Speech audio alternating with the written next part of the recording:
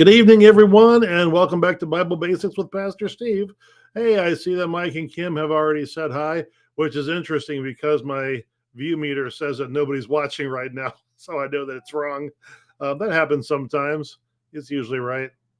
It's good. It's a good website that I use. Anyway, yeah, please say hi. Let us know where you're watching from if you're willing to do that.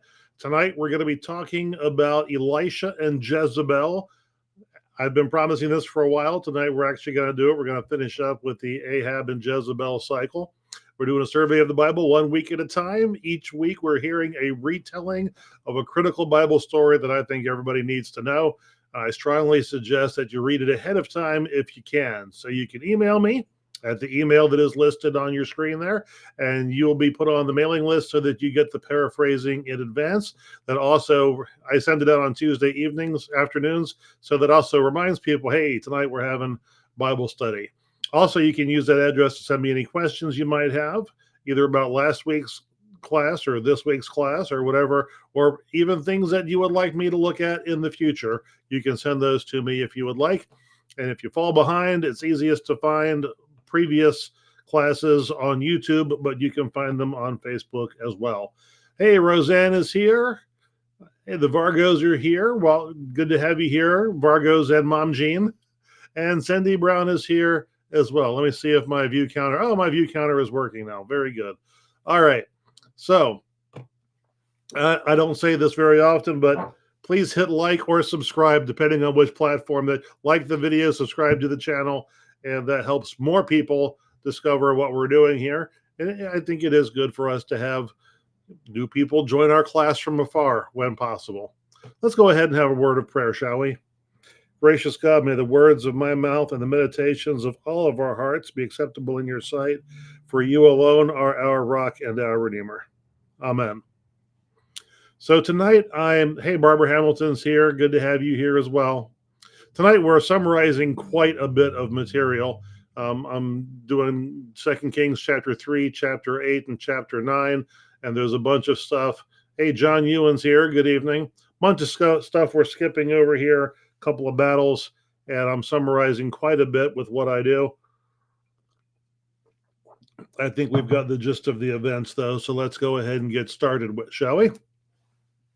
So King Ahaziah died without a male heir, so his brother Joram became king of Israel, the northern kingdom.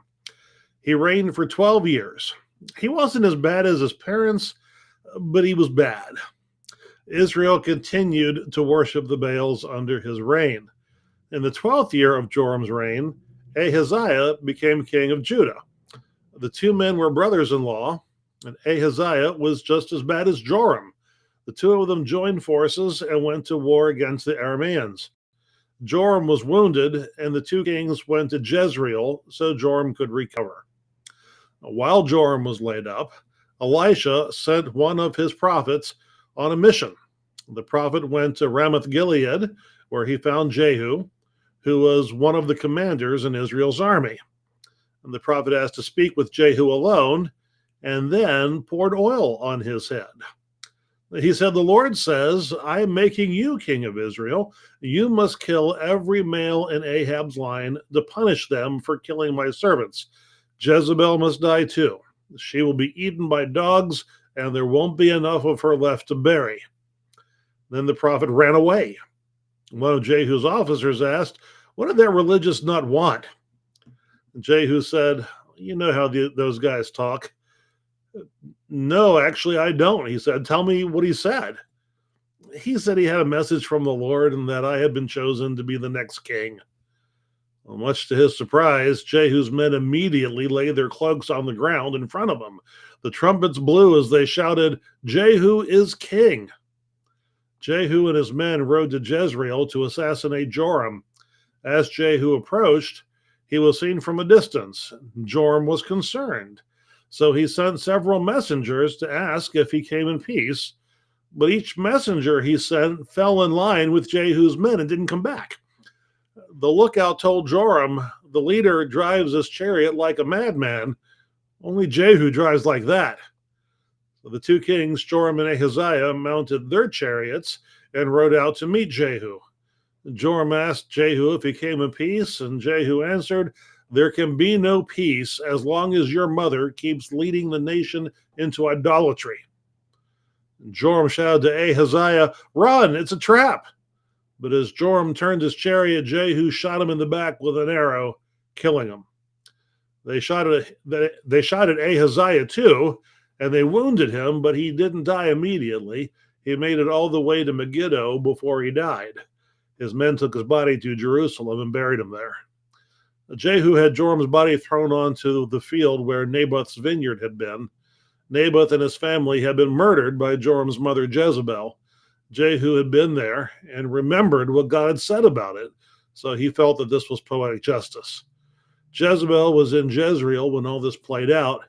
She put on her makeup and her crown, and she stood in the window of the palace. When Jehu rode in, she shouted to him, "What do you want, Kingslayer?" And Jehu shouted back, but not to her. He said, "If anyone up there is on my side, throw her down to me." The eunuch serving Jezebel immediately pushed her out of the window.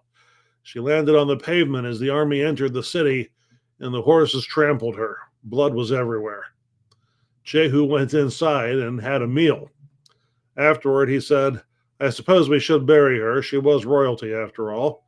But when they went to get her, they found that she had been eaten by dogs. All that was left was her hands, her feet, and her skull. When they told Jehu, he said, "That's what the Lord said would happen, that her corpse would fertilize the fields, and there would be no tomb for people to visit." This is the word of the Lord. So Sandy says, hello. Hello. What is that little, happy Halloween emoji. Hey. And Barbara is here, Barbara Ewald, and she's sorry to be late. Don't you worry about that at all. We're just glad to have you. After it posts and process, you can go back and catch the beginning if you missed anything. So reflections. I thought tonight, instead of talking about the typical three questions we usually ask, which are the three important theological questions. Hello, Stella.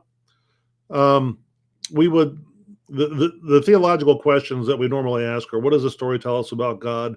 What does this story tell us about ourselves? And what does this story tell us about our relationship with God and our relationships with each other? Those are the classic theological questions. They're in the disciple Bible study classes.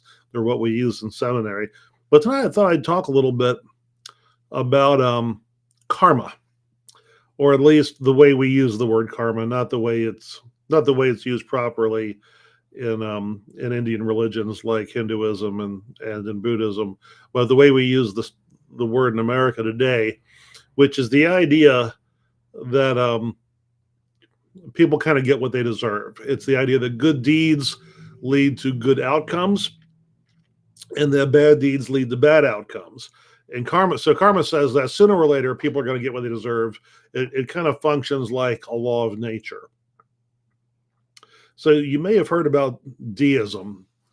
Deism was a religious movement that was very popular, at least among educated classes during the 18th century. Many, but not all, of the founding fathers were deists. George Washington was not a deist. Thomas Jefferson was. Deism had a similar idea. Deists believed that God, they believed in God, and they believed that God had created the world, but they did not believe that God was active in the world the way we normally think about it in Christianity. They didn't believe in the supernatural exactly. They believed that, well, for example, Thomas Jefferson put together his own version of the New Testament that basically just cut out all of the miracles. So they believe that God created the world and that the world kind of runs like a clock. God is the great clockmaker or the great architect. You see that image in Freemason imagery. Many of them were also Freemasons. It was influential in Freemasonry at the time. So they believe that God created the world, and the world runs like a clock, a very complicated clock, but that it runs basically by itself. So he set it up, wound it up, let it go. So after having created the world, they didn't believe that God was involved in running the world. He just sat back and watched it operate the way he built it to operate. So they didn't believe in divine intervention. So um, they talked a lot about, you may remember from the founding fathers documents, talk about the laws of nature and nature's God. So they believe that when God created the universe, that he created the laws of science, like the laws of physics, but also the natural law. And they believed that natural law governed all of creation. They believed that history had a direction to it. They didn't, their understanding was not exactly fate and it was not exactly karma, but it wasn't entirely different from those concepts either. So they believed that the world operates the way God intended for it to operate, and it operated according to this set of laws, and that the goal of writing human laws then should be to reinforce these laws of nature. So there was a creative order, they believed, and that this created order rewarded certain behaviors while punishing other behaviors. They didn't believe that it was perfect, but they did think it was real, and that human laws should reinforce natural law rather than working against natural law. So for them, when people got what they deserved, it wasn't because God had intervened to punish them. It was because God had designed the system to work that way. I hope I said all that in a way that makes sense. So their understanding of karma was that God created the world to function a certain way, and that way was would effectively make sure that people sooner or later got what they deserved, and that human laws should reinforce that system. So once again, if people got what they deserved in this life, it was not because God had intervened to punish them or to reward them. It was that God had just designed the world to work that way. Now, of course, both things can be true in reality, right? There can be a natural order that is governed by a God who set it up that way. And it can also be that God sometimes intervenes in that natural order to change things. Both things can happen. And in fact, in the Bible, both things do happen. So, for example, how does this apply to today's lesson? So, this story, prophets like Elijah, like Elisha, very often deliver a message that basically says, look, king, or look, people of the nation, you're doing the wrong thing. You need to stop doing that. If you don't stop doing the wrong thing, there are going to be consequences. And they might say what those consequences are going to be. They might not say what those consequences are going to be, depending on what God has put on their hearts. So these consequences then sometimes play out in ways that strongly imply, if they don't require, that God did something miraculous to intervene to stop the people from doing what they were doing or to punish them from doing what they were doing. And other times, though, it looks more like the consequences that came from the people doing the wrong thing were the natural result of what happens if you keep doing the wrong thing over and over again for a long period of time. And that this is just the natural consequences, and God's trying to warn the people that, hey, I set up the world to work a certain way, and you're violating that, and if you keep going, you're gonna hurt yourselves. Okay, so both of those things, I would argue, are playing out with Ahab's family, because Ahab's family was warned both under Elijah and under Elisha that you need to cut it out. You need to stop leading the people. You need to stop worshiping the Baals yourself. You need to stop encouraging other people to worship that pantheon of gods under Baal. If you don't, there's going to be consequences. So the things that happen to Ahab's family today, the main intervention in the story, the main divine intervention, is when God tells Jehu that Jehu is going to be God's agent, that God wants Jehu to be the next king, and that he needs to go and take Joram out of the picture. Okay? So that's the intervention here. What about the other things that take place? The things that happen to Ahab's family, you could argue the things that happened to him at the hands of his own people are actually the direct result of Ahab's previous actions and Joram's previous actions. So after God tells Jehu to go fight Joram, God does not make Joram's own men turn on him, but his men do turn on him. The minute Jehu says, this crazy prophet, and they did talk about the prophets being crazy.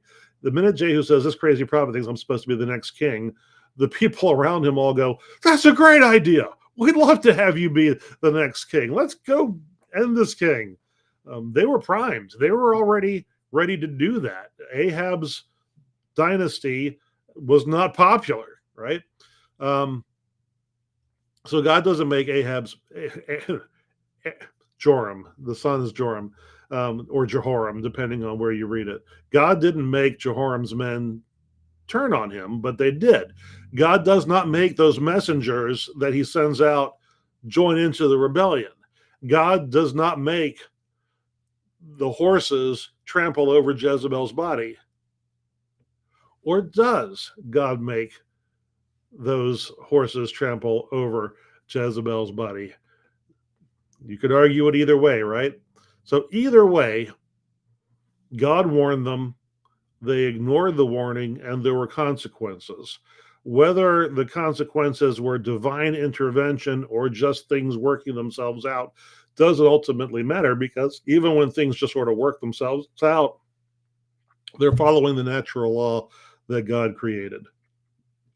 I'm not saying the deists were right. They had a very limited and admittedly they were trying to have a limited understanding. They were trying to, I guess, demythologize Jesus and the God of Israel, which I would say is a bad thing. But so they were right about what they believed. They were just wrong about what they didn't believe. So that's all I have to say about Jezebel. Very grim end that she met there. Good evening, Barry. Good to have you here. So I want to talk just for a few minutes about the state of the nation, so to speak. We are 1 week away from Judgment Day. Please don't take that literally. I don't want to be one of those crazy preachers on the internet. We're 1 week away from Election Day, just a couple days away from Halloween, which is going to be so much more fun. And the big thing in the news this week, at least in my feed, is that Jeff Bezos decided that the Washington Post would not be endorsing a presidential candidate, not just this year, but they're not going to do it anymore. And this is not the first time this has happened. There was a previous era in the early 20th century when they decided to stop doing that as well. Bezos wrote an article about it to defend himself after people were extremely upset. He said that it's the Post's job to help people make informed decisions, not to tell people who to vote for or how to vote. One of his top editors resigned over this. As of right now, 200,000 people have dropped their subscription to the Washington Post. People are saying that Bezos did this in order to help Trump. People are saying that, that's what they're saying. And many of the people who are saying this are, some of my colleagues in ministry. Many of my colleagues in ministry have gone on Facebook over the past few days to say that they are dropping their subscription to the Washington Post. Most of them are, third or fourth generation Post subscribers, have been reading it all their lives, and they're not going to read it anymore.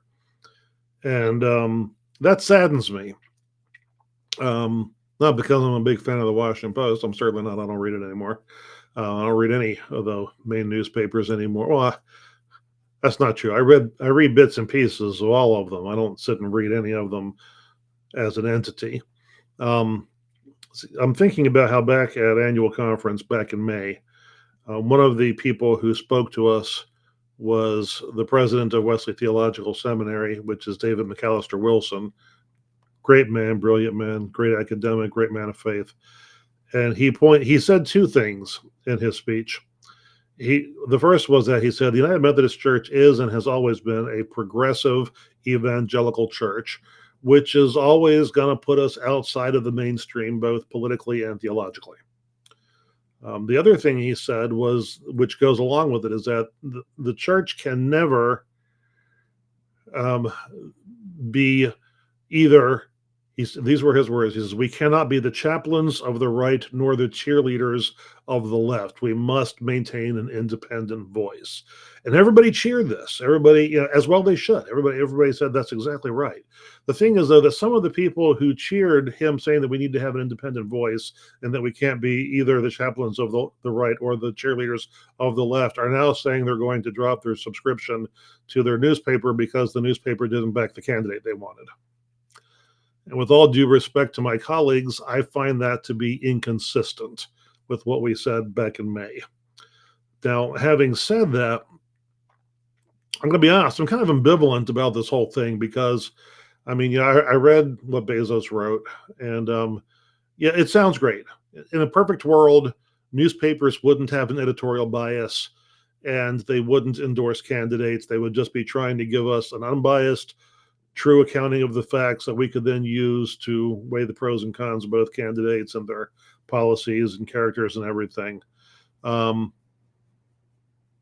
a perfect world, they would actually do what Bezos says he wants to do with the Post, which is to help people make informed decisions, not tell them how to vote. The thing is, though, that's not the world we live in. We live in a world where almost all newspapers do have an editorial bias. You can go to allsides.com. If you've never been to allsides.com, I highly recommend that website. It shows you how different news outlets of different it shows you how different news agencies are covering the same topics, how they're refusing to cover certain topics, and they list what the bias of each outlet is, and you'll see if you look at it that most news outlets have a bias. There are very few that are in the center, but most of them claim to be delivering the unvarnished truth. Well, from where I'm sitting, presidential campaign endorsements by newspapers are the closest these newspapers ever come to admitting what their editorial bias is. And given the fact that they have an editorial bias, I kind of like it when they sort of pull the curtain back at election season and say, oh, by the way, this is the candidate that we've been supporting in all of our news articles for the past year. I kind of like them to do that. I wish they didn't have a bias, but if they're going to have a bias, they should at least be open about what it is. I mean, the Washington Post leans left. It has always leaned left. It still leans left. Everybody knows that. You can go on all sides and you can say that it leans left of center. It doesn't lean far left, but it leans left. They have center, left, far left, right, far right.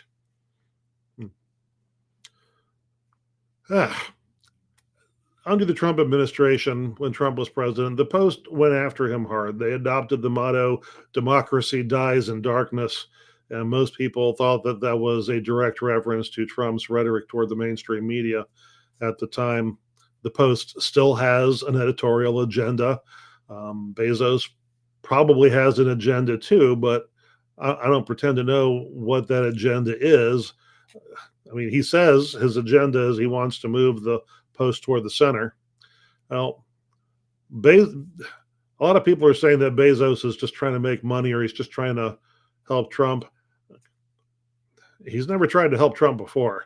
Bezos' agenda cannot just be to make money, because if all he was concerned about was making money, he would never have bought a newspaper. I mean, if you want to make money, buying a newspaper is like the exact opposite of what you should do. And he certainly wouldn't have done something like this because, I mean, he had to have known that this would have cost him subscribers, right? I mean, he had to have known that. So whatever his agenda is, it's not just to make money. The thing is, though, unless he makes real changes to move the Post toward the center, which would be awesome, this is kind of disingenuous. Maybe not intentionally so, but the fact that they're not coming out and saying we want you to vote for one candidate or the other, doesn't mean that their reporting isn't encouraging you to do that. Anyway, he says he's going to change that. He's going to move them toward the center, which I'm sure they won't be happy about. Well, we'll just have to wait and see what happens. Bottom line is the election is upon us next week. Please vote. It is not just your civic duty to vote; it is your Christian duty to vote in a democracy, whether it's a direct democracy or a representative democracy like ours. The people are we are morally accountable for what our leaders do because we put those leaders there. So it is therefore our Christian duty to vote because God will hold us accountable for what the people we elect do ultimately. I understand that you may not like either of the candidates because I don't like either of the candidates. I'm voting for what I consider to be the lesser of two evils, and for legal reasons, I'm not going to tell you who that is, and I am certainly not endorsing anybody. Absolutely not. I honestly don't understand how anybody could be excited about either one of them, but this is what we got. So vote, but more importantly, folks, and I do think this is more important, pray that the election is orderly, that nobody does anything shady, at least not, I mean, people are already doing shady stuff, burning ballot boxes on the West Coast, but so far nothing big enough that would change the outcome of a contest. Pray that everything is orderly, that nobody does anything shady, and that everybody accepts the results, and that we have a peaceful transfer of power from Biden to whoever wins the election. I've told this story before. Some of you probably haven't heard it, though. Back when I was a Doctor of Ministry student at Wesley Theological Seminary, which is in D.C., of course, we had the opportunity to go to the Capitol building and to meet Admiral Black in person. Admiral Black was, I think he's still the chaplain of the United States Senate, the first, so far only chaplain to ever reach the rank of admiral in the Navy. Great man, brilliant man, PhD. And we had the opportunity to meet him. We had the opportunity to ask him questions. And I had a question. I said, many of us are going back to congregations where the people sitting in the pews no longer believe that their elected representatives and elected officials actually care about the best interests of the people who voted them into office. And what would you have us say to those people? And I expected him to say that, well, there are certainly, this is a guy who was on a first name basis with most of the Senate, right? I expected him to say, well, it's certainly true that some of them are like that, but most of them are just flawed people doing the best they can and just pray that they do better. That's not what he said. That was the message I wanted to take back to the people. I wanted to say, look, I met with the chaplain of the Senate, and he told me to tell you all that they're good people doing their best, but he didn't. He didn't say that. He just smiled, and he said, tell your people to pray for their elected officials. Tell them to pray for them with specificity, was the word he used. He said, because if you have them do that, I think that they will find that their elected leaders will provide them with many opportunities to increase the breadth and depth of their prayer lives. I don't want to put words in the man's mouth, but that was my take on that, was that he was saying that is exactly the truth of the people who are sitting in that chamber. Like I said, I want to put that in his mouth, but so we did this. We're the only ones who can fix it. We need a new set of people. We do. We just need a new set of people. And you know how I feel about political parties. But anyway, vote and pray for peace. Pray. That's all I have for you this week, folks. Barbara says, appreciate your personal reflections. Thank you, Barbara. I know that I know that following politics is a hobby of yours. And I'm sure my perspective is different from your friends.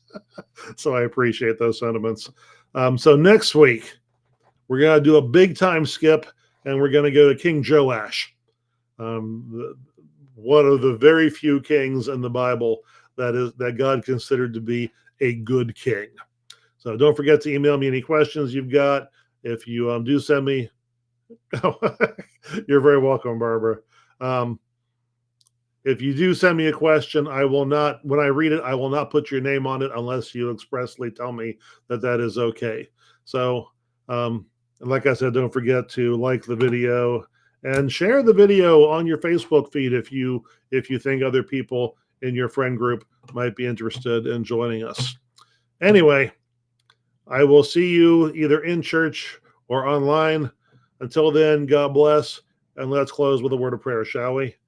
God, give us grace to accept with serenity the things that cannot be changed, the courage to change the things which must be changed, and the wisdom to distinguish the one from the other. Amen. All right.